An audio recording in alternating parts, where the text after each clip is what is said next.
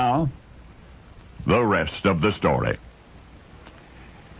It was an acquaintance who arrived at Mike Sloan's door that fateful evening and called his name, but Mike would not answer, ever again. The man walked inside to investigate and then gasped in astonishment at what he saw. I'm going to put this as delicately as possible because bathroom facilities are involved, but the acquaintance found Mike Sloan sitting naked on the commode.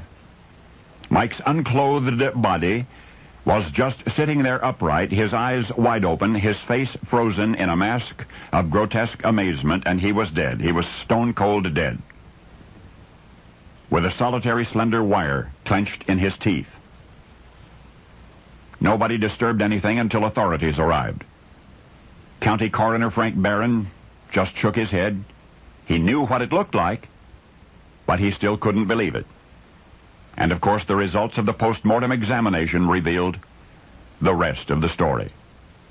Mike Sloan was 28 when he died. He had only one immediate problem. That was the neighbors. They complained about this and that, but mainly about Mike's television. He was playing it too loudly. He was playing it too late. At least that's what the neighbors said. So Mike Sloan rigged up a device to keep the peace, a set of earphones connected by wire to his television, which permitted him to listen with the main speaker turned off. Mike's 13-inch television was only a few feet from his bathroom commode, and so he would listen to TV through earphones sitting there on the facilities while disturbing no one else. But one night early this year, something went wrong with Mike's headset. It was sometime before 9:30 p.m. Apparently the sound went out. The coroner later surmised that the sound went out because it seemed that Mike was in the process of repairing the difficulty. He was holding the earphone wire in his teeth while fiddling with one of the earpieces. He was trying to repair his headset when he accidentally bit down on the wire. At the same time, he leaned back on the metal flush lever of the commode, and as a result, Mike Sloan was instantly electrocuted. And he was found still sitting on the bathroom facilities with the deadly wire still in his mouth.